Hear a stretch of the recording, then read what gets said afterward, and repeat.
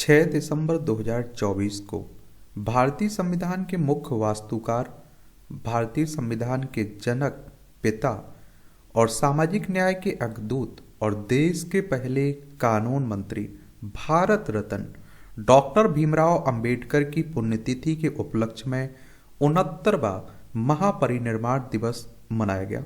Doctor B are Ambedkar का महापरिनिर्वाण दिवस सामाजिक सुधार, न्याय और समानता पर उनके परिवर्तनकारी प्रभाव पर जोर देते हुए उनकी विरासत का सम्मान करता है।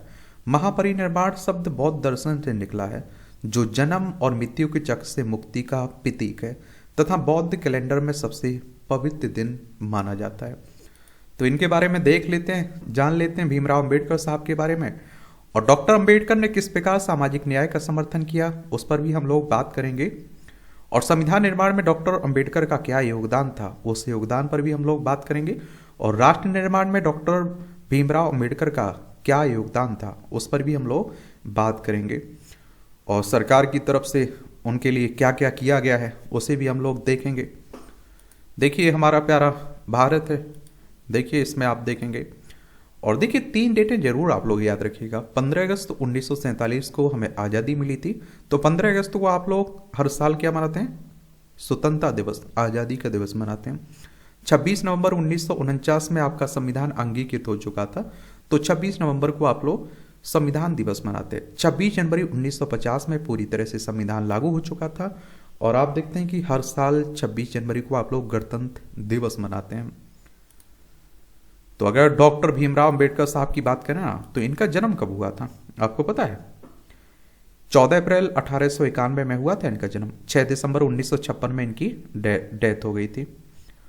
और अगर इनके योगदान की बात करें तो हिंदुओं के खिलाफ वर्ष 1927 में महाड़ सत्याग्रह का नेतृत्व किया था इन्होंने। तीनों गोलमेज सम्मेलन में भाग भी लिया था इन्होंने।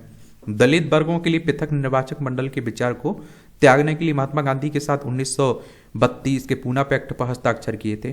प्रांतीय विधायिकाओं में वंचित वर्गों के लिए आरक्षित सीटों को 71 से बढ़ाकर 147 और केंद्रीय विधानमंडल में 18 कर दिया था। जम्मू कश्मीर के विशेष दर्जे का जो विरोध था ना, इन्होंने किया था 370 का। समान नागरिक संहिता का समर्थन किया था इन्होंने, जो आज आप देखते हैं सरकार कर रही है कि हम यूसीसी लाएंगे ना, देश भर में लागू करेंगे। अनुच्छेद 32 को संविधान की आत्मा और इसके हृदय के रूप में संदर्भित किया है। किसने? भीमराव अंबेडकर साहब ने। और इनके आप देखते हैं कि एक समाज सुधारक, न्यायविद, अर्थशास्त्री, लेखक और तुलनात्मक धर्मों के विचारक थे। वायसराय की कार्यकारी परिषद 1942 में श्रम मामलों के जानकार सदस्य थे और नए संविधान के लिए मसौदा समिति के अध्यक्ष भी थे। भारत के प्रथम विधि मंत्री भी थे। और इन्हें मरने के बाद भारत रत्न से सम्मानित किया गया था 1990 में। और आप देखिए इन्होंने हिंदू कोड बिल पर मतभेद के कारण 1951 में उन्होंने कैबिनेट से त्यागपत्र देना पड़ा था। बौद्ध धर्म को अपनाया था। उनकी मृत्यु के ऊपर महापरिनिर्वाण दिवस के रूप में मनाते हैं, ये भी याद रखिएगा। इनकी कुछ महत्वपूर्ण पत्रिकाएं थी। मूक नायक 1920 में, बहिष्कृत भारत 1927 में, समता 1929 में, जनता 1930 में।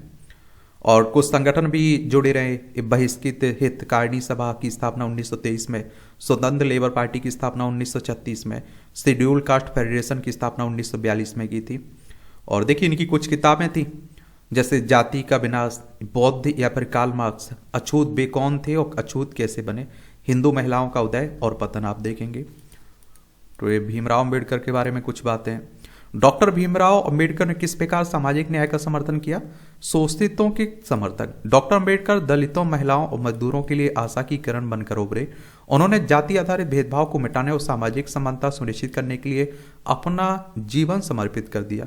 और आप देखिए इन्होंने भेदभाव सहन किया था, इनके साथ भी भेदभाव हुआ था। उनका समर्थन प्रणालीगत बाधाओं को समाप्त करने और हाशिए पर पड़े लोगों को सशक्त यानी कि मजबूत बनाने तक फैला हुआ था।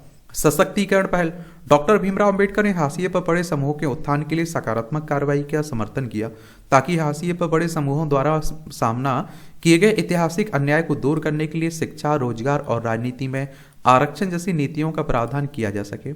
अनुच्छेद 15(4), अनुच्छेद 16(4) और 334 के तहत आरक्षण, शिक्षा, सार्वजनिक रोजगार, विधायी निकाय और चुनावों में हाशिए के समूहों के लिए प्रतिनिधित्व सुनिश्चित करता है।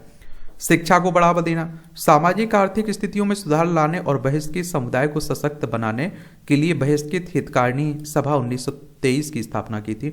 दलितों की आवाज, दलितों को मंच प्रदान करने और सामाजिक असमानताओं को चुनौती देने के लिए मूक नेता समाचार पत्र की स्थापना की थी। अग्रणी आंदोलन, तो सार्वजनिक जल संसाधनों तक समान पहुंच का समर्थन करते हुए महाड़ सत्याग्रह 1927 सहित ऐतिहासिक आंदोलनों का नेतृत्व किया था इन्होंने।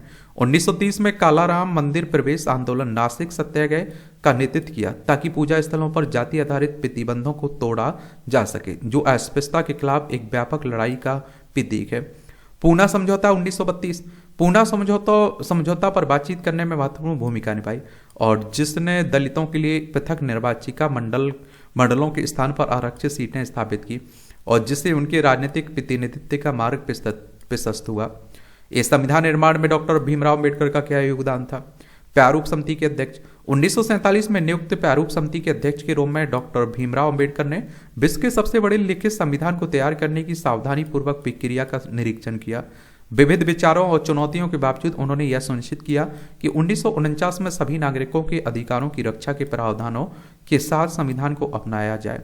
मौलिक अधिकार, डॉक्टर अंबेडकर ने संविधान के भाग 3 का मसौदा तैयार करने में महत्वपूर्ण भूमिका निभाई, जो विधि के समक्ष समानता, भेदभाव के खिलाफ संरक्षण, अनुच्छेद 15, 17 और अल्पसंख्यकों के लिए सुरक्षा जैसे मौलिक अधिकारों की गारंटी देता है। शिक्षा और रोजगार में आरक्षण के प्रावधान, अनुच्छेद 15(4) और 16(4) का उद्देश्य हाशिए पर पड़े समुदायों का उत्थान करना और समानता सुनिश्चित करना, जो सामाजिक न्याय और व्यक्तिगत स्वतंत्रता के प्रति भारत की प्रतिबद्धता की रीढ़ है। अनुच्छेद 32, संविधान की आत्मा कहे जाने वाले अनुच्छेद 32 में नागरिकों को मौलिक अधिकारों के प्रवर्तन के लिए सर्वोच्च न्यायालय, उच्च न्यायालयों में जाने का अधिकार दिया गया है। अनुच्छेद 32 के तहत सुप्रीम कोर्ट जा सकते हैं अगर आपके अधिकारों का हनन होता है। अनुच्छेद 226 के तहत आप लोग किस में, हाई कोर्ट में जा सकते हैं। और सुप्रीम कोर्ट हमारी सर्वोच्च अदालत है। संविधान के अनुच्छेद 124 के तहत सुप्रीम कोर्ट की स्थापना की बात की गई, 28 जनवरी 1950 में स्थापना हुई थी। उन्होंने संविधान गारंटियों की रक्षा में इसकी केंद्रीय भूमिका पर बल दिया। संसदीय लोकतंत्र, उन्होंने सरकार के संसदीय स्वरूप की वकालत की और जिसके बारे में उनका मानना था कि इससे जवाबदेही, पारदर्शिता और सामाजिक लोकतंत्र को बढ़ावा मिलता है और इस प्रणाली को समतावादी सिद्धांतों को बनाए रखने और राष्ट्र की विविध आवश्यकताओं को पूरा करने के लिए डिजाइन किया गया था। संघीय संरचना, इसमें केंद्र और राज्य सरकारों के बीच शक्तियों को संतुलित करते हुए दोहरी राजनीति की संकल्पना की गई। यह ढांचा भारत की अद्वितीय सामाजिक राजनीतिक गतिशीलता के अनुकूल बनाया गया था और जिससे एकता और लचीलापन दोनों सुनिश्चित हो सकें। राज्य नीति के निर्देशक सिद्धांतों को कल्याणकारी राज्य बनाने, सामाजिक सुरक्षा, लैंगिक समानता और बेहतर जीवन स्तर जैसे लक्ष्यों को बढ़ावा देने के लिए एक मार्गदर्शक के रूप में देखा गया है। यद्यपि ये सिद्धांत न्यायोचित नहीं है, फिर भी ये भारत में नीति निर्माण का अभिन्न अंग बने हुए हैं। राष्ट्र निर्माण में डॉक्टर अंबेडकर का क्या योगदान रहा है? तो आर्थिक ढांचा, डॉक्टर अंबेडकर के शैक्षणिक योगदान ने कई आर्थिक संस्थाओं की नींव रखी और उन्होंने डॉक्टरेट थीसिस ने भारत के वित्त आयोग के निर्माण और भारतीय रिजर्व बैंक अधिनियम 1934 के नीति ढांचे को प्रभावित किया। अवसंरचना की बात करें तो दामोदर घाटी परियोजना, हीराकुंड बांध और सोन नदी परियोजना जैसी बड़े पैमाने की अवसंरचना परियोजनाओं की परिकल्पना की गई और उन्हें बढ़ावा दिया गया ताकि स्थायी संसाधन प्रबंधन और राष्ट्रीय विकास सुनिश्चित हो सके। राष्ट्रीय विद्युत ग्रिड प्रणाली की संकल्पना की, ऊर्जा सुरक्षा, औद्योगिक विकास में दूरदर्शिता का प्रदर्शन किया। रोजगार सुधार, तो देश भर में व्यवस्थित रोजगार के अवसर उपलब्ध कराने के लिए नौकरी नियुक्ति प्रणालियों को सुव्यवस्थित करने हेतु रोजगार कार्यालयों की स्थापना की गई। सामाजिक और आर्थिक न्याय, समावेशी नीतियों के माध्यम से आर्थिक असमानता को पाटने की वकालत की और हाशिए पर पड़े समुदायों को सशक्त बनाने के लिए शासन संरचनाओं में सामाजिक न्याय को एकीकृत करने का समर्थन किया। Doctor B R. अम्बेडकर को सरकार की श्रद्धांजलि, भारत रत्न पुरस्कार, डॉक्टर अम्बेडकर को 1990 में मरने के बाद मरणोपरांत भारत के सर्वोच्च नागरिक सम्मान भारत रत्न से सम्मानित किया गया था। अम्बेडकर सर्किट, अम्बेडकर के जीवन से संबंधित 5 स्थानों को तीर्थ स्थल के रूप में विकसित किया गया। पंच तीर्थ विकास, जन्म स्थान मऊ, लंदन में स्मारक शिक्षा भूमि, नागपुर में दीक्षा भूमि, मुंबई में चैत्य भूमि और दिल्ली में महापरिनिर्वाण भूमि। भीम ऐप, तो डिजिटल लेन देन को बढ़ावा देने के लिए इनके सम्मान में एक डिजिटल भुगतान ऐप लॉन्च किया गया जो वित्तीय समावेशन और सशक्तिकरण का प्रतीक है। डॉक्टर अम्बेडकर उत्कृष्टता केंद्र, 31 केंद्रीय विश्वविद्यालयों में आरंभ किए गए एक केंद्र अनुसूचित जाति के छात्रों को सिविल सेवा परीक्षाओं के लिए मुफ्त कोचिंग प्रदान करते हैं। अम्बेडकर सामाजिक नवप्रवर्तन और उद्वन मिशन अनुसूचित जाति के युवाओं को स्टार्टअप विचार के लिए वित्त पोषण द्वारा सहायता प्रदान करता है। स्मार्ट टिकट और सिक्के डॉक्टर अंबेडकर की विरासत को सम्मानित करने के लिए 10 रुपये और 125 रुपये मूल्य के सिक्के और एक स्मारक डाक टिकट जारी किए गए हैं। और इसमें आप देखिए राष्ट्रीय महत्व के स्मारक, इसमें आप देखिए संकल्प भूमि, बरगद परिषद बड़ौदा और सतारा में अंबेडकर स्कूल जैसे स्थलों को राष्ट्रीय स्मारक के रूप में प्रस्तावित किया गया।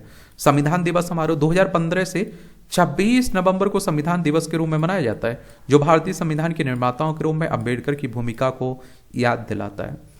और इस तरह से आप देखेंगे ये कहानी है किसकी, भीमराव अंबेडकर साहब के, उनके योगदान की।